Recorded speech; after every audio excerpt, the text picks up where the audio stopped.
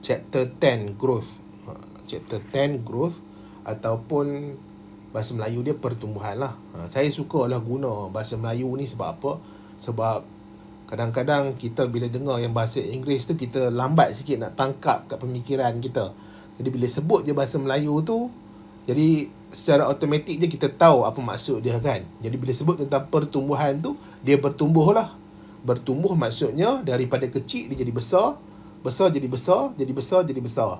Okay? Sehinggalah dia sampai ke tahap yang matang. Sebab kita cerita sekarang ni tentang organisme. Jadi dia ada mengalami pertumbuhan. Jadi ini ada melibatkan dia punya pengenalan lah sedikit tentang growth. Apa dia punya definition of growth tu. Jadi growth tu tentang apa? Kemudian bagaimana kita nak ukur growth. Jadi ukuran dia, measurement dia. Jadi ada melibatkan height atau length, tinggi atau panjang, kemudian melibatkan luas permukaan, surface area, terutama sekali melibatkan leaf lah, daun. Seterusnya, yang last kali ni kita ada measurement yang kita boleh gunakan untuk ukur pertumbuhan, untuk ukur growth adalah melalui jisim, mass. Jadi dia ada wet mass, kemudian dia ada dry mass. Wet tu basah lah ya. Basah ni selalunya dia berkait rapat dengan air. Dia berkait rapat dengan air. Kemudian dry mass ni dalam jisim yang kering. Dalam jisim yang kering. Seterusnya kita akan cuba fahamkan tentang curve type. Jadi dalam growth ni, dalam tumbesaran ni, kita ada data. Waktu usia dia 1 tahun, berapa berat dia. Usia dia 5 tahun, berapa berat dia. Usia dia 10 tahun, berapa berat dia. Kemudian bila kita plot data yang ada tu, kita nampak bentuk bagi graf tu. Bentuk bagi pertumbuhan tu. Okey, bentuk. Jadi bentuk tu, keadaan tu, kita panggil sebagai curve lah. Dia punya lengkung. Lengkung dia macam mana keadaan dia. Apabila kita buat graf tu, kita plotkan dia tu, kita nampak dia punya lengkung. Jadi curve type. Ya, curve type. Jadi lengkung dia ni, dia ada jenis yang absolute growth type. Dia ada absolute growth rate. Dia ada perkataan rate. Jadi bila sebut tentang rate ni, dia mesti melibatkan masa. Okey? Sebab kadar kan, kadar. Dia rate, kadar. Kadar ni selalunya kita akan bahagi dengan masa, time. Tak kira lah hari ke, tahun ke, bulan ke, jam ke, minit ke, ya. Jadi dia absolute growth rate curve. Nanti saya akan cuba tunjukkan lah macam mana kita boleh dapat absolute growth rate curve ni. Sebab kalau tengok kat sini, yang ni mudah lah, ya. Kita ada growth size dia tu, kita plot je. Berdasarkan year, week atau day ni, kita dapat bentuk sigmoid macam ni. Okey? Satu lagi, macam mana kita nak dapat bentuk yang macam ni keadaan dia. Nanti saya cuba terangkan lah ya. Okey, seterusnya kita pergi kepada pattern. Okey, pattern. Jadi pattern of growth. Jadi dia ada pattern jenis yang limited growth curve. Dia ada limit. Maksudnya tumbesaran dia tu sampai satu tahap dia takkan berlaku tumbesaran lagi dah. Dia takkan berlaku growth lagi. Ya, itu adalah limited growth curve. Kemudian ada jenis yang unlimited growth curve. Jadi semakin masa berjalan, semakin dia membesar dan dia tak ada satu tahap maksimum. Dia tak ada satu tahap yang maksimum, satu garis yang maksimum. Dia akan terus membesar dan membesar dan membesar. Ya, unlimited growth curve. Seterusnya kita ada allometric growth curve. Jadi allometric growth curve ni, tumbesaran dia tu kita lihat kepada perbezaan antara organ-organ yang ada pada organisme tu. Jadi kita tengok kepada bahagian kepala, tengok kepada bahagian tangan, tengok kepada bahagian kaki. Ada perbezaan ke tak? Jadi ada jenis-jenis organisme di mana dia punya organ development, organ growth tu dia berbeza. Bahagian kepala dia akan kurang development dia. Bahagian reproductive organ, organ pembiakan, dia akan kurang. Bahagian lymphoid organ yang terlibat dalam immunity, dia akan banyak waktu awal. Jadi dia berbeza. Jadi itu kita panggil sebagai allometric growth curve. Nanti kita tengoklah ya. Kita tengok macam mana keadaan dia. Ada graf ni saya akan cuba terangkan kepada kamu. Kemudian kita ada isometric growth curve. Isometric ni dia senang saja. Jadi maksudnya kalau kepala dia membesar, tubuh badan dia pun akan ikut membesar juga pada kadar yang lebih kurang sama. Okey, pada kadar yang lebih kurang sama. Dia tidak ada banyak sangat beza. Kepala membesar, tangan tak membesar. Kalau kepala dia membesar pada usia 10 tahun, sangat tinggi pembesaran dia, tangan tak mengalami macam tu. Jadi itu kita panggil sebagai allometric. Tapi kalau kepala dia membesar, tangan pun membesar juga dalam kadar yang lebih kurang sama, kita panggil dia sebagai isometric growth curve. Yang akhir sekali kita ada intermittent growth. Jadi intermittent ni dia ada fasa. Ada fasa tertentu saja yang dia akan membesar. Fasa lain tu dia macam seolah-olah dalam keterbatasan. Dia tak boleh nak membesar waktu tu sebab dia terbatas. Jadi sebab tu dia intermittent. Ada fasa tu dia akan tak mengalami pembesaran, tak mengalami apa-apa pertumbuhan. Jadi once dia dah salin kulit, barulah dia boleh membesar dengan kadar yang agak banyak lah. Itu intermittent growth. Ada graf dia ni. Nanti saya akan cuba terang kepada kamu lah. Jadi bab ni sebenarnya tak susah sangat pun. Mudah je kalau nak ikutkan. Ya, chapter 10 ni growth mudah sahaja. Jadi kita mula balik lah kan. Growth pembesaran ni permanent irreversible increase in organism size.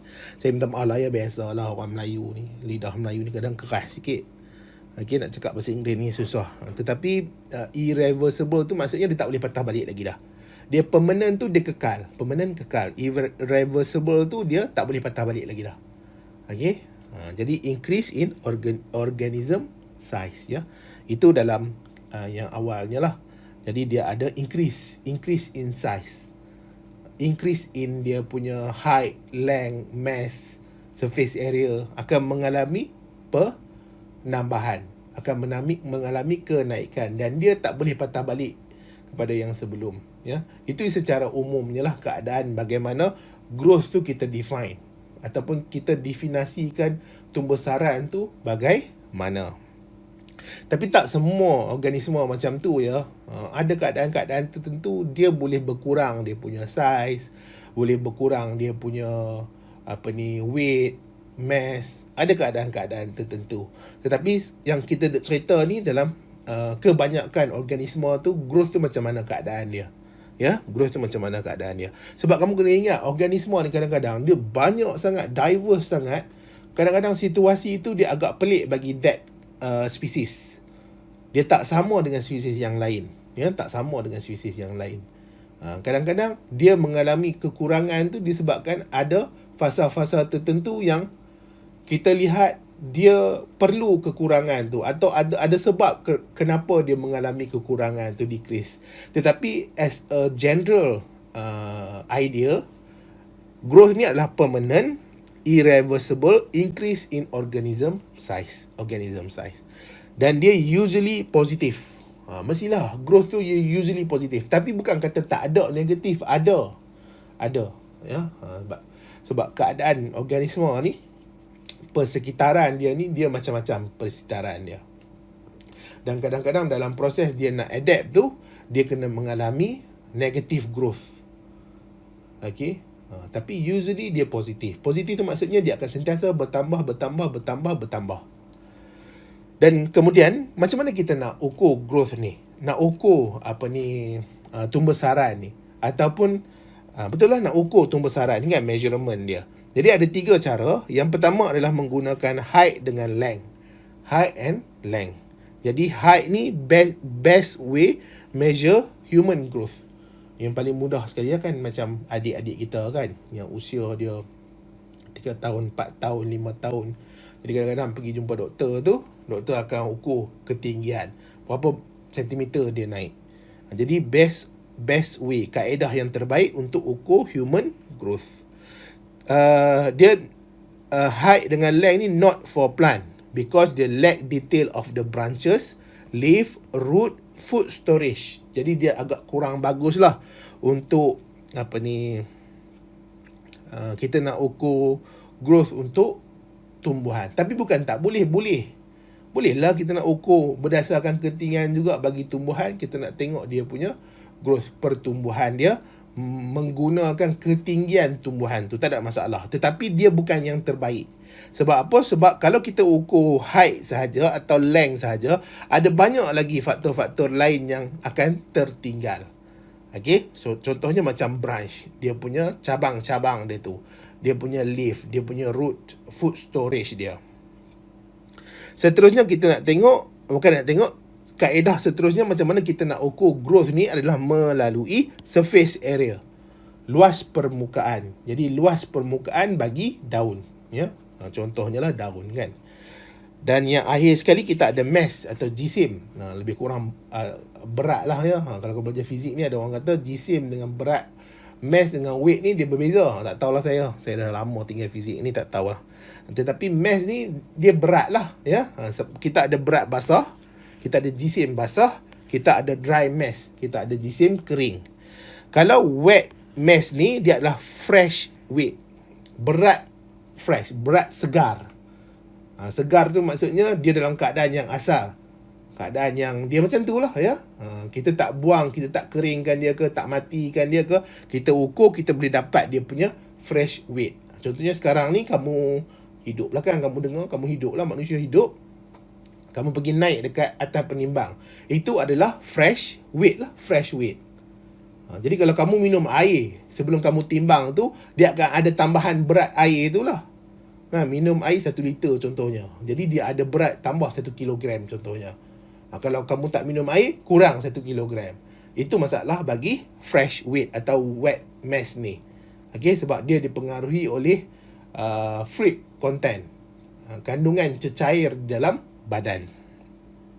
Jadi weight under normal condition include water content. Jadi advantages dia simple and easy, mudah je nak dilakukan. Okay, contohnya kita ada kucing ke, kita ada tumbuhan ke, kita pergi letak atas penimbang tu, kita tahu berapa berat dia. Okay, kemudian dia not injured organism. Jadi kita tak perlu nak cederakan organisme tu. Kita tak perlu nak bunuh dia ke, nak pensankan dia ke, nak keluarkan air dalam tubuh badan ke, tak perlu. Sebab apa? Kita timbang sekali dengan water content. Disadvantages dia influenced by body water. Jadi influenced by body water ni dia inconsistent. Ada orang dia suka minum air. Minum air kadang-kadang sehari sampai 4 liter, 5 liter. Jadi dia akan berat air lah. Ada orang tak suka minum air, jadi kurang dia punya kandungan air. Jadi dia tak menunjukkan bacaan yang sebenar bagi orang tu punya jisim, daging-daging dia, tisu-tisu dia, organ-organ dia. Sebab apa? Sebab dia dipengaruhi oleh air, timbangan dia tu. Jadi dia kurang tepat sikit lah. Tapi bukan kata tak boleh ya. Ini kata tak boleh pula. Boleh guna, memang selalunya untuk manusia ni. Takkan kita nak matikan dia, kita nak ukur berat dia ataupun pertumbuhan dia. Bermasalah lah nanti ya. Jadi not measure true growth. Dia tak mengukur pertumbuhan yang sebenar lah ya. Tetapi boleh digunakan. Memang itulah cara bagaimana kalau yang melibatkan manusia, ukuran pertumbuhan dilakukan menggunakan fresh weight. Seterusnya kita ada dry mass. Dry mass ni adalah jisim kering. Dengar perkataan kering pun maksudnya tidak ada water content. Dia tidak ada air lah. Jadi dia ada satu proses yang mana perlu dilakukan untuk buang air-air itu. Jadi untuk buang air-air itu, ini memerlukan organisma tu dimatikan. Organisma tu dimatikan. Kamu kalau contohnya nak buat ikan kering, ikan tu hidup ke? Tak lah kan, ikan tu tak hidup. Kalau kita buat ikan kering tu, ikan tu dah lama mati. Barulah kita keringkan dia bawah matahari. Jadi air akan hilang daripada tisu-tisu, organ-organ, sel-sel pada ikan tu. Jadi organism mass without water content. Jadi advantages dia adalah accurate. Kemudian dia represent actual organism biomass. Okay, jisim bio dia yang sebenar. Dia melibatkan dia punya sel, dia punya tisu, dia punya organ, yang mana kita dah remove all the water. Kita dah buang semua air. Disadvantages dia, need to be killed. Perlu dibunuh. Okey, perlu dibunuh. Tak upayalah. Jadi kalau yang melibatkan dry mass ni, kita kena bunuh. Tapi kalau nak buat kat manusia, takkan kita nak bunuh manusia. Okey, itu dah jadi satu jenayah ya, jenayah kemanusiaan.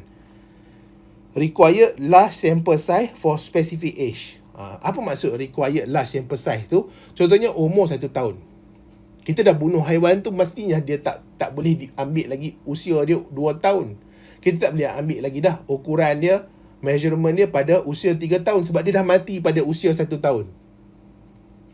Jadi kita kena remove lah. Yang tu sample size kita dah ambil ukuran dia umur 1 tahun dah. Sekarang ni kita kena ada sample size yang besar pula. Okey, contohnya kita ada 1000 pokok. Okey.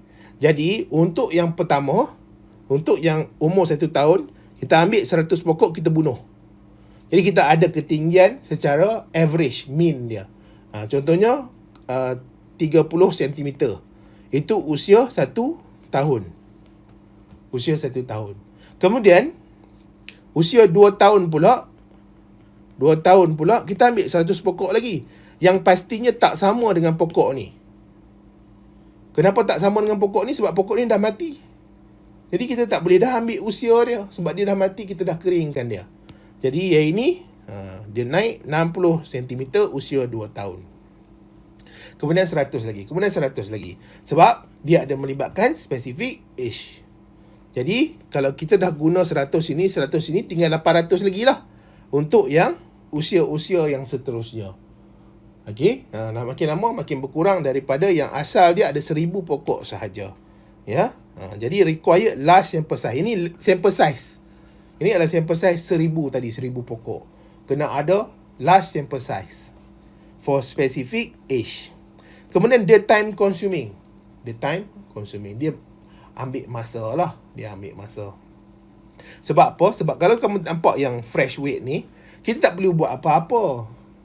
Kan dia hidup lagi, kita letak je atas penimbang tu, kita baca lah penimbang tu. Kalau yang ini, kita nak kena keringkan dia dulu. Kita kena bunuh dia dulu. Lepas tu nak keringkan dia pula. Nak kering tu mungkin ambil masa 2-3 hari ke kan. Nak bunuh lagi, bunuh 1 hari. Keringkan ambil masa 5 hari. Dah 6 hari kat situ. Berbanding dengan yang wet maze ni, kita ada organism tu, kita letak atas penimbang, kita baca je. 1 hari pun tak sampai. 5 minit pun tak sampai. Ya. Sebab tu dia time consuming. Kemudian dia complicated. Yalah, complicated lah. Walaupun kalau dengar macam tak susah sangat, tapi dia complicated. Banyak kerja yang kita nak kena buat. Okey. Jadi method dalam nak buat dry mass ni, sample obtain, kita dapatkan sampel, kita kill the organism, dry in oven 110 degree Celsius, 110 degree C, cool in desiccator. Jadi kita sejukkan dalam desiccator, kita weightkan dia, timbang dia. Jadi itu adalah untuk melibatkan measurement. Ada 3 jenis, iaitu melibatkan tinggi atau panjang, melibatkan keluasan permukaan dia, melibatkan jisim dia. Jisim ada 2 jenis, wet mass, jisim segar. Okey. Kemudian dry mass, jisim kering. Sekarang ni kita nak tengok kepada curve type. Okey. Bentuk lengkung. Lengkung, bahasa Melayu lengkung. Curve tu lengkung. Jenis lengkung ni ada 2 jenis lah. Absolute growth curve. Absolute growth curve. Kita ada absolute growth rate curve. Kita pergi dulu kepada absolute growth curve. Jadi absolute growth curve ni adalah melibatkan parameter. Jadi parameter ni bolehlah height, mass, size, surface area. Jadi yang kita ukur pada organism tu, sama ada kita guna dry mass ke, wet mass ke, terpulang pada kita lah. Dan kita measure dia at interval over period of time. Jadi dia ada interval-interval, dia ada masa-masa tertentu yang mana kita ambil ukuran berdasarkan parameter apa yang kita nak dalam bacaan kita, dalam data kita. Ya. Dan this curve is S shape. Dia dalam bentuk S. Dia punya curve tu, lengkung dia tu dalam bentuk keadaan dia kita nampak seolah-olah macam huruf S. S ya. Ataupun kita panggil dia sebagai sigmoid curve. Jadi sigmoid curve ni dia ada 4 phase. Dia ada lag phase, dia ada log phase, dia ada deceleration phase, ada stationary phase. Okey, dia ada 4 phase ni. Okey, kalau kamu nampak kat sini, dia ada lag. Lag ni kat bawah ni lah, ya. Okey, dekat bahagian bawah tu. Kemudian ada lock phase, kemudian ada deceleration phase, dia ada stationary phase. Kamu nampak dekat sini dia ada y axis dengan x axis. Sini x lah, ya, sini y axis. Okey, kemudian kalau kamu nampak kat sini dia ada year, week atau day. Tak kira lah kamu guna tu berdasarkan tahun ke, hari ke, minggu ke, bulan ke, boleh. Jadi di sini ni dia adalah x axis, dia adalah y axis. Jadi mudah aja. Contohnya kita ambil berdasarkan tahun. Tahun pertama 1. Okey, ni year. Tahun pertama berat dia berapa? Berat dia tahun pertama 5 kilo. Ini kilo lah, ya, unit dia kilo. Berat dia. Ni berat basah lah, ya. Kemudian tahun ke-5.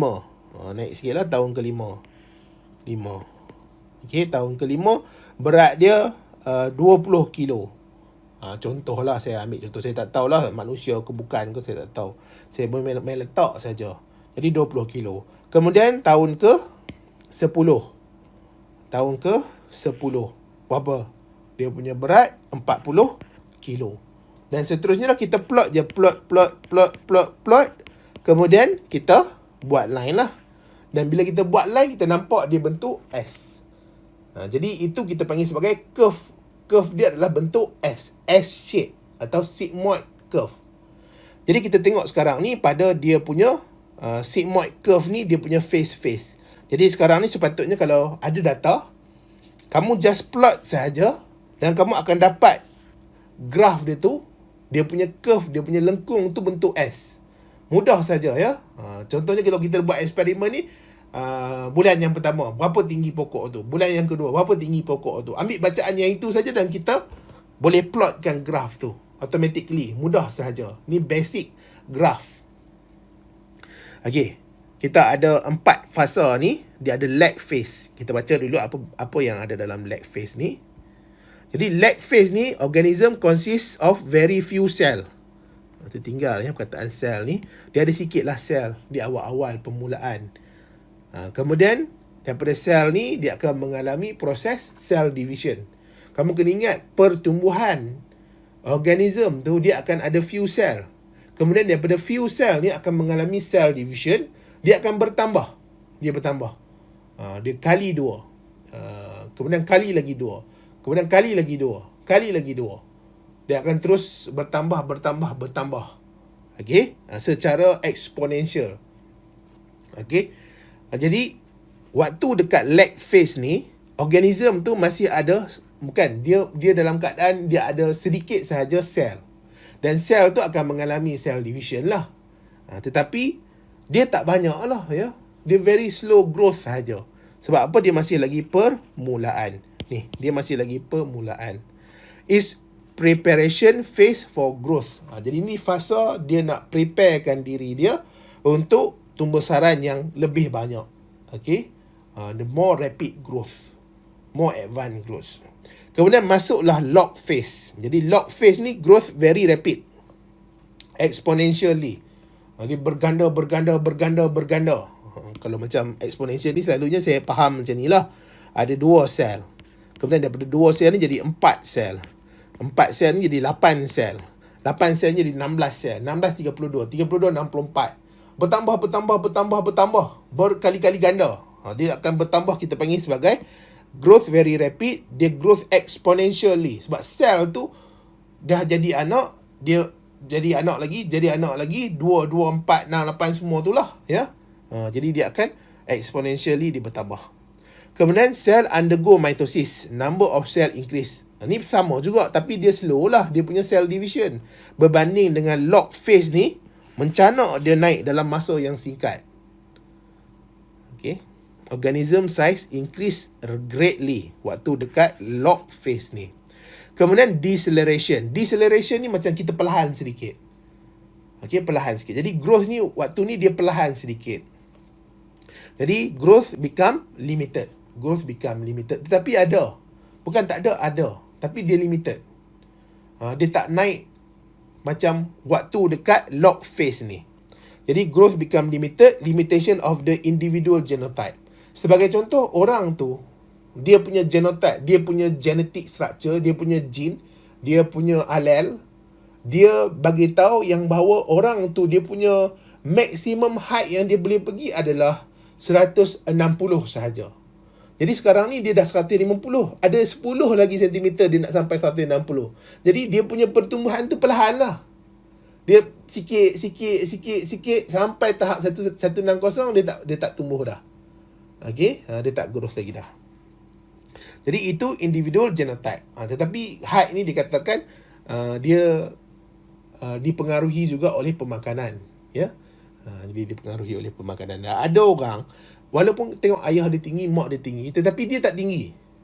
Maksudnya dia punya genotype tu dia boleh pergi tinggi setinggi ibu ayah dia, tetapi dia tak tinggi. Mungkin disebabkan pemakanan dia yang mengganggu dia untuk dia tinggi setinggi ibu ayah dia. Boleh jadi macam tu juga, ya. Ada orang dia memang slow growth pada permulaan dia, tapi bila dah sampai maturity tu dia boleh tinggi lebih daripada yang sepatutnya. Sebab itulah limitation dia environment juga. Dia punya persekitaran.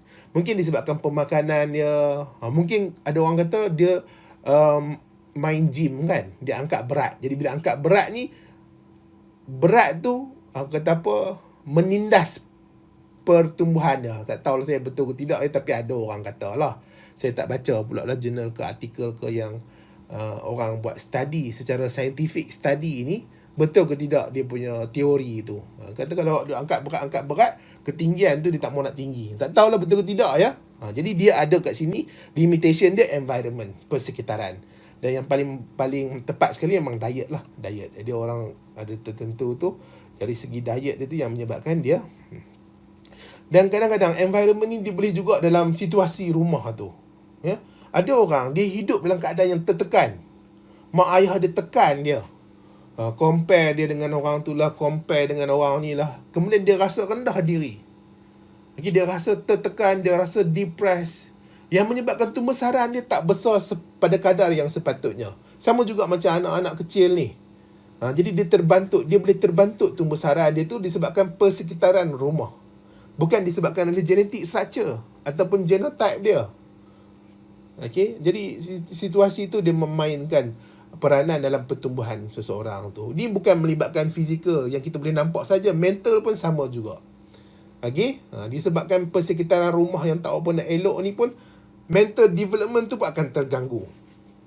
Okey, mental development. Anak-anak tu dia kuat menangis, dia susah nak belajar, susah nak fokus, disebabkan persekitaran yang tak bagus. Jadi kalau kita ni ada persekitaran yang bagus, paling tidak pun kita bersyukur lah, ya. Macam saya pun sendiri, walaupun tak ada lah sempurna sangat mak ayah tu, tetapi paling tidak pun kita tahu kita dibesarkan dalam keadaan yang semua cukup. Makanan cukup, pakaian cukup, ada tempat tinggal, boleh mandi sehari 3 kali, dapat makan sehari 3 kali. Mak ayah pun tak ada lah pressure terlalu teruk sangat. Kita boleh buat apa yang kita nak buat, kita boleh capai apa cita-cita yang kita nak capai, walaupun tak mewah, kan. Okay, itu deceleration phase. Seterusnya kita ada stationary phase. Stationary phase ni, cell still dividing to maintain tissue structure.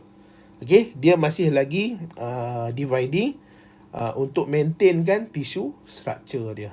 Jadi maksudnya kamu kena ingat tisu-tisu yang ada dekat organ, dekat tubuh badan kita ni, dia mengalami proses worn out ataupun dia akan mati. Waktu kita usia 1 tahun, semua kebanyakan tisu tu dah tak ada. Dengan usia kita sekarang ni, saya percayalah tak ada lah orang dengar, budak-budak ataupun kamu yang berusia 1 tahun dengar saya ni kan, yang mestilah yang berusia 18, 19 yang dengar. Jadi kamu punya sel waktu usia 1 tahun tu dah tak ada dah diganti dengan sel yang baru, dah diganti dengan sel yang baru. Macam sel kulit kita ni pun, dia mengalami pembahagian yang aktif sebab dia nak ganti sel-sel yang dah rosak, supaya tisu tu dapat berfungsi dengan baguslah, melindungi organ-organ dalaman. Okey, dan sebagai tempat untuk deria. Okey, organ deria. Jadi cell still dividing to maintain tissue structure. Kemudian organism size remain constant. Jadi size tu dia remain constant. Tetapi ikut jugalah kepada kita punya persekitaran. Dia tak semestinya dia akan remain constant. Terutama sekali berat lah kan. Ada orang dia akan bertambah berat dia. Bertambah berat dia. Semakin dia berusia semakin bertambah berat dia. Kenapa bertambah berat? Sebab apa? Sebab kadar pemakanan. Diet dia tu tak kena. Ya. Tetapi ini basically dia macam tu lah keadaan dia stationary phase. Okay, contohnya plant height ni pun sama juga. Dia boleh naik, kemudian sampai satu tahap dia dah maksimum. Okay, dan kamu kena ingat juga plant ni bukan semua sama. Ada jenis tumbuhan dia akan sentiasa terus meningkat dan dia boleh hidup beratus tahun. Ada tumbuhan dia tak hidup beratus tahun. 3 bulan dah sampai satu tahap dia mati. 4 bulan sampai satu tahap dia mati.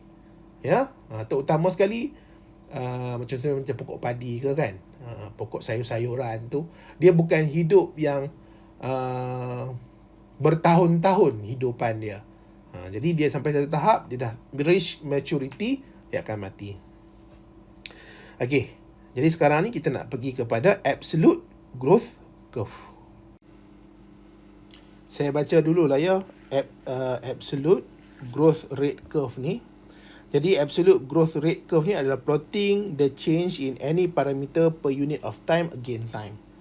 Okey, macam pening juga kan dia punya ayat dia tu. Jadi kita melibatkan ni masa ni. Dia ada per unit of time, Dan maksudnya satu unit masa. Okey, kita tak buat macam ni dia terus satu unit masa saja. Jadi tak. Dia pergi spesifik. Satu unit masa. Curve show rate of growth change while parameter been measured. Jadi curve ni show rate of growth. Curve ni adalah berdasarkan rate of growth change. Berdasarkan penukaran kadar pertumbuhan tu. Curve tu dia menunjukkan, lengkung tu menunjukkan kadar pertumbuhan. Jadi growth rate increase until reach maximum. Jadi kalau nampak kat sini dia punya graph, growth rate ni akan increase sampai satu tahap maksimum. Dia sampai satu tahap maksimum, kemudian growth rate tu dia akan menurun. Growth rate tu menurun, dia menurun sebab apa? Sebab dia dah tak sama dengan yang sebelum ni. Okay, dia tak sama. Tapi bukan katanya dia tidak ada pertumbuhan, dia ada pertumbuhan. Tetapi kadar tu dah menurun. Macam kita bawa kereta laju mula-mula kan, highway. Tapi kemudian kita punya kelajuan tu menurun.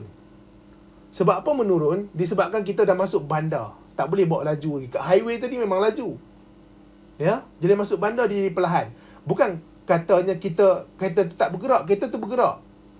Tetapi kadar dia punya kelajuan tu dah berkurang berbanding dengan yang sebelum ni. Sama juga macam ni, kadar dia tu meningkat sampai satu tahap dia dah sampai tahap maksimum. Kemudian dia akan mengalami pengurangan. Kadar pertumbuhan tu dah berkurang. Ya, sebab apa? Sebab dia dah nak sampai ke tahap matang. Ya, jadi kadar pertumbuhan tu dah berkurang. Jadi growth rate decrease until zero when the organism achieve maximum size. Sampailah maximum size. Jadi mungkin kamu tak pernah nampak sangat, jadi saya tunjuklah ya. Saya tunjuk contoh ni. Jadi saya cuba cari dalam buku Campbell and Rees, Solomon Burke and Martin tu saya tak jumpa. Saya guna buku Roderick Hunt ni. Dia ada melibatkan growth lah. Saya ambil lah data daripada situ. Jadi dia punya plot ni adalah berdasarkan G ni. Okey, G ni iaitu yang melibatkan W2 tolak W1 bahagi dengan T2 tolak dengan T1. W ni adalah parameter lah. Sebagai contoh, kalau kita nak guna height, sini height lah, H2 tolak H1. Kalau kita nak guna surface area, SA2 tolak SA1. Dia per unit time. Maksudnya selang masa daripada masa pertama ke masa yang kedua. Jadi maksudnya masa yang kedua tu T2 tolak dengan T1. Dia bukan tolak dengan T kosong, tak. Dia tolak dengan T2. Kalau kita bergerak, kalau dia bergerak kan, dia bergerak lagi, jadi W3 tolak W2 bahagi dengan T3 tolak dengan T2. Okey. Kemudian kalau dia bergerak lagi untuk plot yang seterusnya pula, ni plot yang pertama, ini plot yang kedua. Plot yang ketiga pula, W4 tolak W3 bahagi dengan T4 tolak T3 contohnya. Dapat plot-plot yang seterusnya. Okey, macam itulah dia punya. Ni dia per unit of time. Satu unit. Ini mungkin boleh W ialah mula W2 tolak W1, W3 tolak W2, W4 tolak W1, W1 pula W3, W5 tolak W4. Bawah tu pun ikut juga. T bawah ni adalah masa lah sebab dia kadar kan. Okey, sebagai contoh kita ada yang ini, yang data set saya ambil ni daripada buku ni. Dia ada melibatkan hari. Jadi hari ini dia ada 169. Hari yang ke 169. Data ni banyak lah, besar data dia. Tapi saya ambil yang sikit saja supaya saya nak terang kepada kamu. 169, dia ambil bacaan pokok tu. Okey? Dia ambil bacaan pokok tu yang melibatkan dry weight. Okey, dry weight. Jisim kering dia, dry weight. Berat kering dia. Maksudnya dia akan bunuh pokok tu lah. Kemudian dia keringkan. Tak apalah, itu metod saja kan. Kemudian hari yang ke 176 pula, dia guna pokok yang lain lah. Ya, pokok yang dia tumbuhkan pada hari yang sama tu, ada daripada sampel tu dia akan bunuh pada hari ke 169. Ada sampel dia akan bunuh pada hari 176. Jadi selang ni adalah lebih kurang 7 hari. Bukan lebih kurang, memang 7 hari. Jadi dia ambil masa 7 hari, dia tunggu pula 176, dia ambil ukuran berat bagi pokok tu. Kemudian 7 hari lagi, 186, dia ambil pula berat. Jadi berat ni ada yang tepi ni. Ini weight lah ya. Weight. Dry weight dalam gram. Dalam gram. Dia ambil. Kamu nampak kat sini, dia tak menurun. Berat tu dia tak menurun. Dia sentiasa menaik. Sebab apa? Sebab dia menunjukkan berlakunya pertumbuhan. Kemudian, kita kena dapatkan yang bahagian atas ni. Numerator. W2 tolak W1. Berat yang hari ni tolak berat yang minggu lepas. Okey? Berat hari ni tolak berat minggu lepas. Jadi, kita ada berat yang ini, tolak yang atas ni, kita dapat yang ini. Saya tolak siap-siap lah untuk kamu ya. Kalau tidak, saya nak tekan kalkulator lambat. Yang ini kita tolak yang ini, dapat yang ini. Okey? Yang ini tolak yang ini, dapat yang ini. Sini tolak yang atas ni, dapat sini. 20 ni tolak dengan 9, dapat 10 ni. 34 tolak 20, dapat 14 ni. 57 tolak 34, dapat 23. Kemudian 70 tolak 57, dapat 12.5. 85 tolak 70, dapat 15. Kamu nampak ya kat sini ya? Kamu nampak kat sini? Kat sini dia paling tinggi sekali, 23. Tetapi, masuk je hari yang 225 ni, dia dah berkurang daripada 23 ni. Sebab apa berkurang? Sebab dia dah kadar pertambahan berat dia tu dah tak sama dengan yang sebelum dia. Okey? Dia dah 12.5. Dia dah mengalami pengurangan. Okey? Jadi kadar tertinggi yang dia boleh pergi dalam tumbesaran dia adalah 23 ni. Okey, iaitu kalau kita bahagikan dengan masa, sebab setiap satu masa ni 7 hari, kadar paling tinggi sekali dia boleh pergi adalah 3.29. Itu yang paling banyak sekali pertumbuhan boleh berlaku pada minggu yang ini 218, 211 ni. Dan kita plot. Yang ni yang paling tinggi sekali, iaitu yang melibatkan 3.29. Itu paling tinggi sekali. Kemudian dia jatuh. Ya, sehingga sampai dekat sini ni, dia dah reach maximum weight. Sini ni, yang kat titik ni, dia dah reach maximum weight. Jadi dah tidak ada lagi dah kadar pertumbuhan. Growth rate tu dah tak ada lagi dah. Kamu boleh faham tak ni ya? Dia tak susah pun, tapi itulah growth rate curve ni. ya. Dia dah sampai tahap maksimum tu. Kemudian ni kadar yang paling tinggi sekali dia boleh membesar. Kemudian bila dah sampai kat sini, dia dah tak boleh membesar lagi sebab dia dah reach maximum weight. Okay, habislah untuk curve type. Jadi hopefully kamu boleh faham lah. Saya tak tahu nak terang macam mana lagi dah untuk bagi faham yang itu. Sekarang ni kita nak masuk untuk pattern. Untuk pattern ni ada 4 jenis. Kita ada limited growth curve, unlimited growth curve, kita ada allometric growth curve, isometric growth curve. 4 jenis. Apa banyak ni jenis? 1, 2, 3, 4, 5 intermittent growth. Untuk yang melibatkan growth pattern, ya, melibatkan growth pattern. Okay, saya nak check betul ke saya ni, ya. Jadi ada 4 jenis tu lah. 4 jenis pula, 5. Sekali lagi. 1 limited growth curve. Tak apa nak besar lah. 1 limited growth curve, 2 unlimited growth curve, 3 allometric growth curve, 4 isometric, 5 intermittent growth. Kita pergi dulu yang pertama, limited growth curve. Limited tu dia terhad. Maksud dia terhad. Dia punya pattern dia tu, growth dia tu dia terhad. Sampai satu tahap dia akan macam tu sajalah, ya. Jadi human, other mammal cease growth at maturity. Jadi dia cease, dah macam seolah-olah terhenti dia punya growth dekat maturity. Yang ada tu pun bukan growth lah, dia hanya nak ganti balik sel-sel yang rosak dan mati. Kemudian limited growth to certain size only. Jadi ada size-size tertentu sahaja yang ada limited growth, ya. Negative growth could happen after growth stop. Jadi dia boleh ada berlaku negative growth. Maksudnya pertumbuhan tu negatif. Kalau berat dia, ketinggian dia tu 70 cm, mungkin dia boleh jatuh jadi 68 cm. Contoh lah, ya. Jadi negatif lah kat situ. Happen for herbaceous and annual plant that undergo primary growth only. Jadi dia boleh berlaku pada herbaceous dengan annual plant ni yang undergo primary growth. Okay.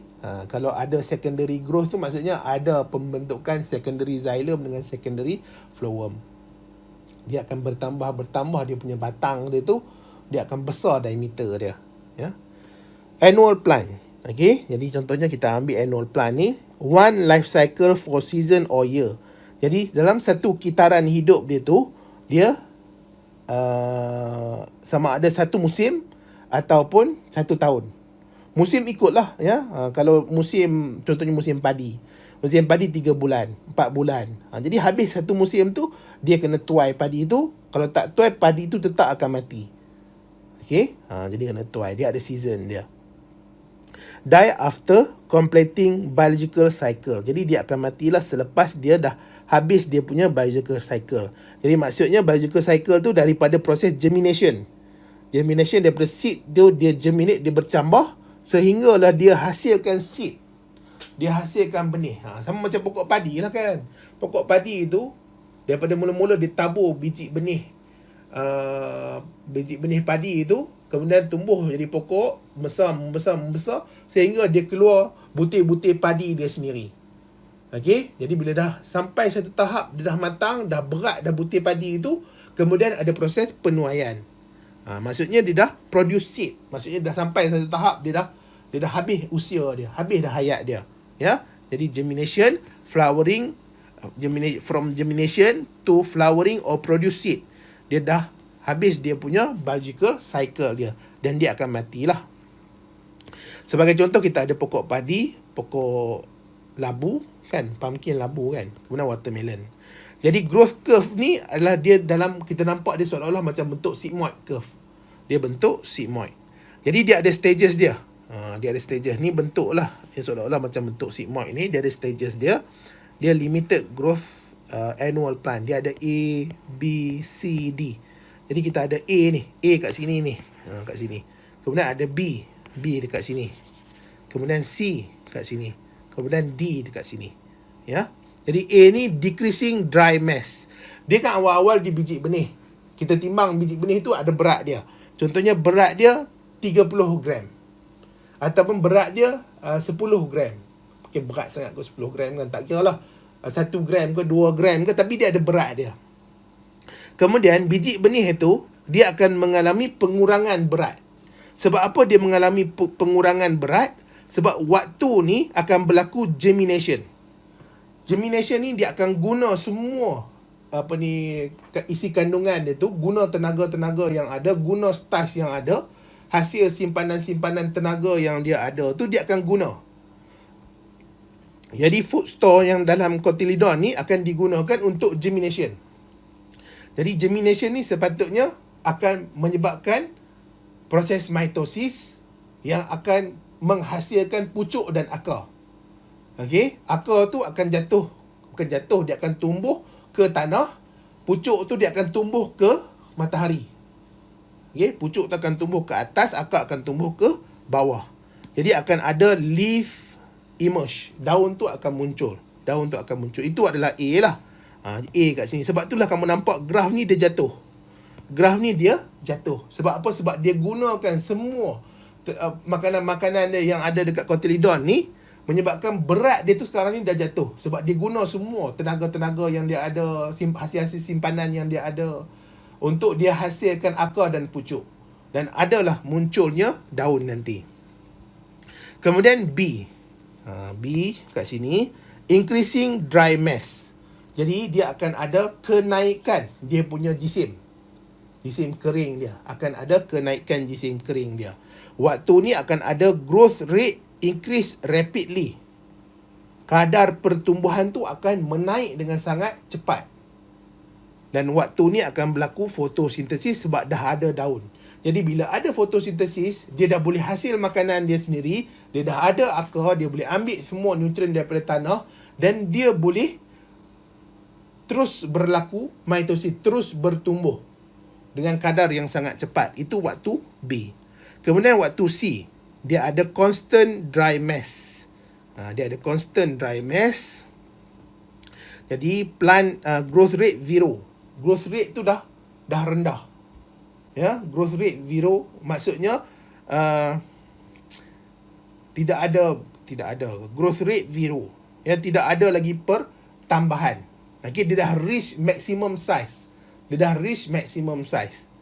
Okey, growth rate 0, plant matured. Tumbuhan tu dah matang.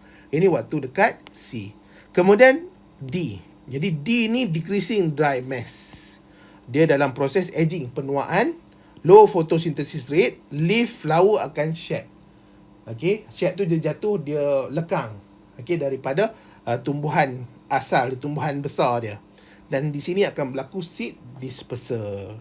Okey, jadi seed dispersal akan mula balik lah. New biological cycle. Jadi hopefully kamu boleh faham ya. Jadi dia limited growth curve. Seterusnya kita nak cuba fahamkan unlimited growth curve. Untuk unlimited growth curve ni kamu nampak dia sentiasa menaik ni. Time year ni dia menaik height dia. Cuma kadang-kadang ada penurunan, ada penambahan sedikit lah. Jadi kadang-kadang dia musim tu. Kadang-kadang kalau musim panas, dia terpaksa kena gugur daun dia. Jadi kenaikan dia tu mungkin perlahan atau tiada kenaikan. Ya, sebab apa? Sebab musim waktu tu musim panas. Air tak ada. Kurang. Jadi dia terpaksa kena gugurkan semua daun-daun yang ada. Jadi bila masuk je musim hujan, dia tumbuh balik daun-daun dia tu. Jadi berat dia bertambah lah. Dia punya batang pun akan bertambah. Jadi kadang-kadang tumbuhan tu dia boleh stop kejap dia punya pertumbuhan. Tapi kemudian dia boleh resume balik lah. Dia boleh mula balik. Ataupun dia boleh start balik. Itulah lebih kurang. Tapi dia, jangka hayat dia panjang lah. Terutama sekali bagi tumbuhan-tumbuhan yang berkayu ni. Tumbuhan yang berkayu. Yang dia mengalami secondary growth. Okay, dia mengalami secondary growth. Okay, jadi unlimited growth curve. Jadi sebagai contoh kita ada invertebrate, fish, reptile. Jadi dia ada jenis ikan tu dia akan naik. Tak tahulah bila masa dia menurun kan. Terus dia naik dia punya growth. Ada jenis reptile, kemudian ada melibatkan all season woody tree. Dan antara yang terkenal adalah perennial plant. Tadi kita tengok adalah annual plant kan. Ini perennial plant. Jadi perennial plant ni live more than 2 years. Long lifespan depend on species and condition. Jadi ada perennial plant ni jenis kategori dia woody dan herbaceous. Yang terkenal woody lah ya. Most able to flower, bear fruit many time. Jadi dia boleh menghasilkan buah tu banyak kali. Setiap tahun dia akan berbuah. Contohnya macam pokok durian ke kan. Pokok rambutan, pokok langsat. Jadi setiap tahun, setiap musim dia tu dia boleh berbuah. Dan dia tak mati. Dia tak mati. Have structure adaptable to surrounding temperature change. Jadi contohnya kita ada perennial plant ni adalah grass, hibiscus plant, mango plant. Growth curve is series of small sigmoid curve. Jadi dia macam small sigmoid curve. Sebab apa? Sebab ada satu tahap nanti dia mungkin mengalami perubahan kepada persekitaran. Jadi dia kena adapt. Jadi mungkin dia akan stop kejap dia punya pertumbuhan tu. Dia stop kejap ni sampai sini lah, dia stop kejap pertumbuhan dia. Kemudian dia mula balik. Dia mula balik ya. Dia mula balik, dia naik balik. Kemudian dia stop kejap. Dia naik balik. Kemudian dia stop kejap. Dia naik balik. Sebab apa? Sebab persekitaran dia tu mempengaruhi. Kadang-kadang musim panas, musim terlalu banyak air ke. Okey? Boleh jadilah, tak tahulah ya. Itu penerangan yang saya boleh lah ya terang kepada kamu.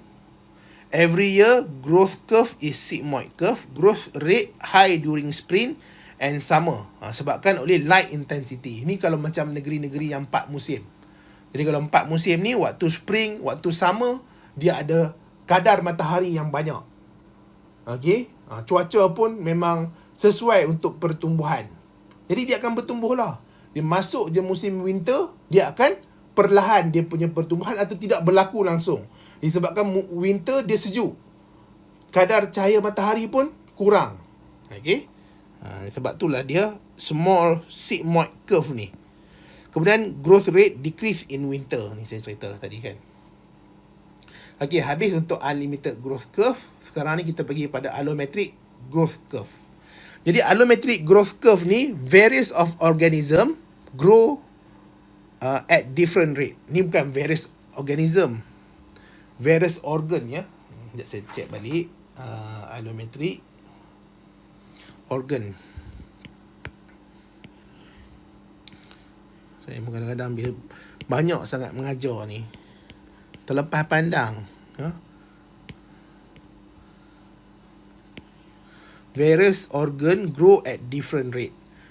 For example, head, lymphoid tissue, reproductive organ grow different rate.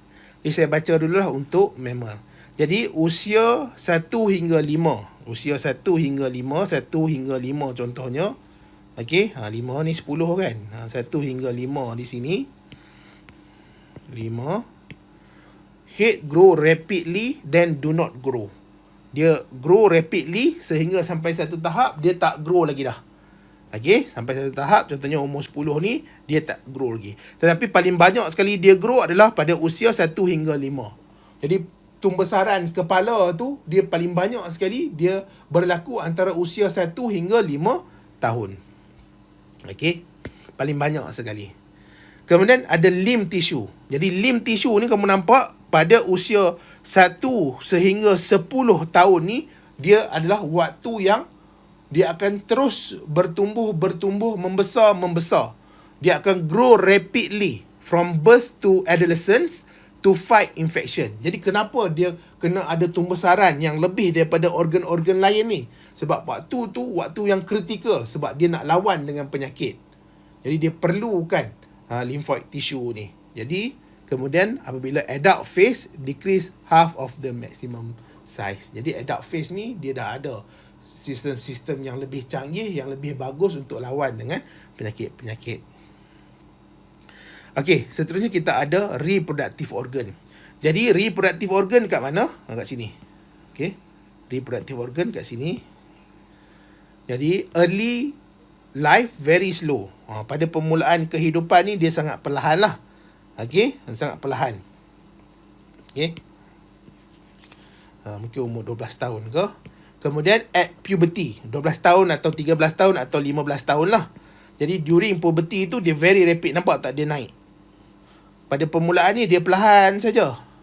Slow je, sikit. Tetapi bila dah reach puberty, dia menaik dengan sangat rapidly. Dengan sangat cepat. Itu adalah melibatkan reproductive organ. Ya. Kemudian yang ini kita ada graf. Dia tunjukkan untuk relative growth curve human as a whole. Jadi ini menunjukkan secara keseluruhan dia. Dia tak pergilah kepada spesifik organ-organ tertentu. Ya. Jadi itu kita panggil sebagai allometric growth curve. Sekarang ni nak pergi kepada isometric growth curve. Jadi isometric ni mudah sahaja. Okey, saya buat bulat. Lepas tu saya buat diameter dia. Contohnya serangga kan. Dia ada 3 bahagian. Kita buat semut lah. Kita buat satu lagi. Ni semut. Dia ada bahagian kepala. Bahagian tengah tu kita panggil thorax. Bahagian badan ni kita panggil abdomen. Ya. Dan kaki apa semua tu dekat bahagian tengah lah. Ya. Kat bahagian tengah. Okey. Sekarang ni serangga ni dia kecil lagi, dia anak. Okey. Dia anak. Dia punya diameter, dia punya panjang dia 3 cm. Dia punya lebar dia 2 cm contohnya. Okey. Jadi 1 tahun 6 bulan seterusnya. 6 bulan seterusnya apa yang berlaku? Dia akan mengalami tumbuh-saran. Dia mengalami tumbuh-saran. Dia membesar. Nampak tak dia membesar? Daripada 3 cm ni dia jadi 6 cm. Daripada 2 cm ni jadi 4 cm. Maksudnya kalau panjang dia 6 cm, dia akan mengalami lebar dia tu pun akan mengalami pertumbuhan juga. Lebih kurang sama kadar dia. Ya, ni darab dengan 2, ni darab dengan 2. Yang ni jadi 6, ini jadi 4. Kemudian 6 bulan seterusnya. 6 bulan seterusnya. Okey, 6 bulan seterusnya. Yang ini jadi 8 cm. Sorry. Ni jadi 12 cm. Ni besar sangat lah kan, serangga ni 12 cm. Okey, yang ini jadi 8 cm. Nampak tak? Dia punya tumbuh-saran tu dia kadar lebih kurang sama. Dia punya tumbuh-saran tu dia berlaku pada same rate. Jadi ini 6 bulan. Yang ni 1 tahun. Yang ni 1 tahun setengah. Dia punya besar 2 cm. Yang ni 4 cm. Yang ni 8 cm. Dia punya lebar dia ni. Panjang dia 3 cm, 6 cm, 12 cm. Okey. Jadi organ grow at same rate as the rest of the body. Jadi organ itu membesar lebih kurang sama je kadar dia dengan bahagian-bahagian tubuh badan yang lain. Jadi contohnya kita ada fish, cockroaches, grasshopper, plant, leaf. Dan kita ada akhir sekali ni intermittent growth. Jadi intermittent growth ni discontinuous growth. Saya baca dulu lah ya. Discontinuous growth. Dia bukan continuous. Maksudnya dia bersambung. Bukan macam tu. Discontinuous tu maksudnya dia berlaku pertumbuhan, dia terhenti. Berhenti lama sikit, dia mengalami pertumbuhan semula. Kemudian dia berhenti pula. Dia discontinuous, dia tak bersambung. Dia terputus-putus dia punya pertumbuhan dia. Okey, sebab apa dia terputus-putus tu? Sebab pertumbuhan dia tu dilimitkan. Okey, dilimitkan maksudnya apa? Dia terhad ataupun diganggu. Apa lagi bahasa Melayu dia? Dia growth ni limited by hard inelastic exoskeleton. Jadi kulit luar dia tu dia dah ada bentuk macam tu, dia tak boleh lagi nak paksa kulit luar dia tu untuk membesar. Okey, dia tak boleh lagi nak paksa sebab kulit luar dia tu dia dah sampai tahap maksimum. Dia tak boleh lagi membesar. Jadi kalau dia nak membesar, dia kena remove kulit luar dia tu. Dia kena buang kulit luar, dia kena buang exoskeleton ni. Dalam proses nanti dia kita panggil sebagai molting. Okey, molting. Dan ini secara salah satu proses kecil dalam tu adalah molting lah. Proses besar dia kita panggil sebagai ekdisis. Jadi ekdisis ni dia ada macam-macam dia punya flow dia tu ataupun apa benda yang berlaku dalam ekdisis. Jadi ekdisis ni adalah proses arthropod ni growth. Okey, arthropod growth. Contohnya macam serangga lah. Serangga tu dalam arthropod. Jadi exoskeleton share in molting process. Jadi exoskeleton tu dia akan dibuang dalam proses salin kulit, molting process ni. Soft body underneath reveal. Jadi soft body daripada bahagian dalam kulit dia tu akan terdedah. After shedding, body fluid reflow to body part, expand body size. Jadi selepas shedding saja, body fluid tu akan reflow, dia akan mengalir ke bahagian tubuh badan untuk dia besarkan dia, untuk dia kembangkan saiz badan dia tu. Okay, some arthropod taking air or water to expand. Jadi ada setengah arthropod dia akan ambil udara ataupun air untuk dia kembang.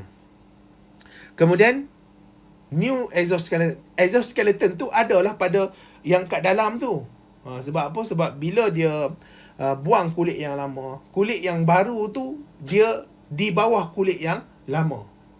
Okay, di bawah kulit yang lama. Jadi new exoskeleton ni dia akan harden. Jadi kalau kita tengok kat sini ya. Jadi kalau kita tengok kat sini, dia akan ada molting process ataupun ecdysis. Jadi ecdysis ni insect akan absorb air, udara, water to increase body volume. Jadi bila ada molting sahaja, dia akan ada kenaikan. Dia akan ada kenaikan. Kenaikan jisim. Dia akan ada kenaikan jisim. Kemudian sepatutnya ada buku dia buat straight macam ni. Okey, dia buat straight macam tu. Maksudnya dah tidak ada lagi kenaikan. Okey, tapi kemungkinan lah. Sebab saya tengok buku ni, dia ada sedikit decrease. Okey, sedikit kenaikan pada saiz dia tu. Jadi exoskeleton tu dia masih lagi boleh menampung sedikit kenaikan. Tapi tak banyak. Kenaikan yang paling banyak sekali yang boleh berlaku adalah pada molting.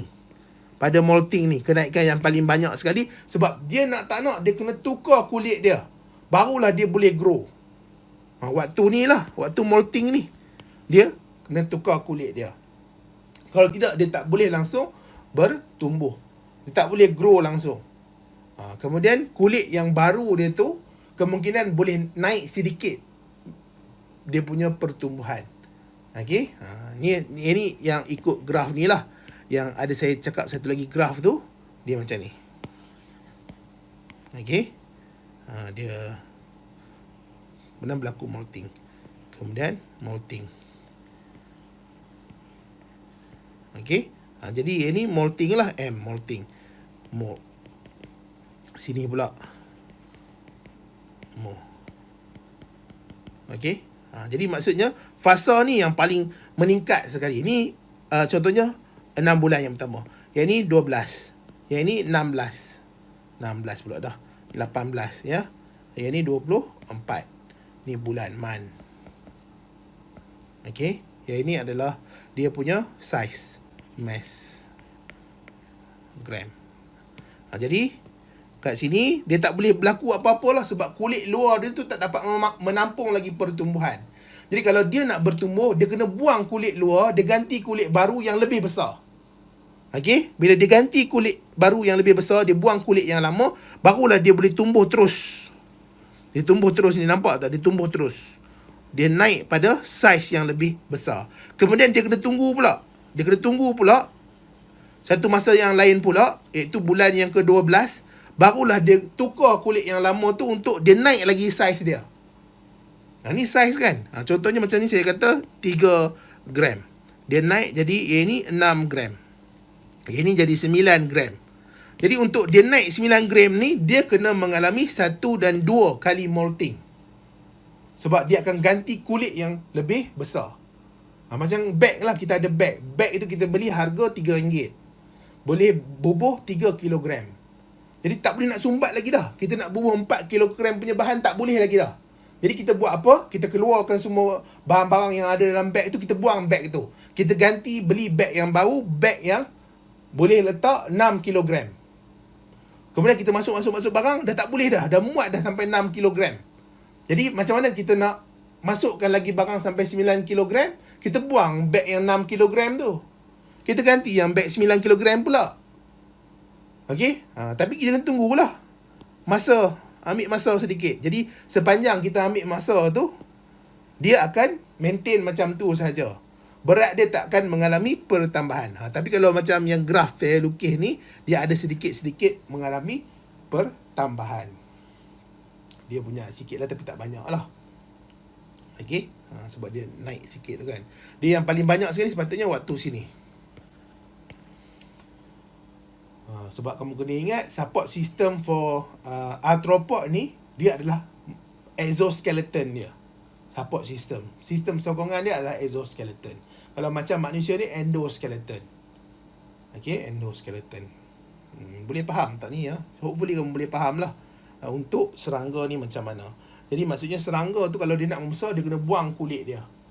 Kulit yang ada yang baru tu akan lebih besar dan dia boleh terus mengalami pertumbuhan untuk penuhkan ruang kulit baru tu. Kemudian dia kena tunggu pula hiduplah dengan kulit yang baru tu, sehingga kulit yang baru tu tak dapat lagi dah menampung. Kalau dia nak mengalami pertumbuhan, dia kena buang kulit yang itu, ganti kulit yang lain yang lebih besar. Ya. Habislah ya. Untuk tajuk growth ni. Jadi chapter 10 growth habis. Habis kamu punya syllabus chapter 1 sampai 10.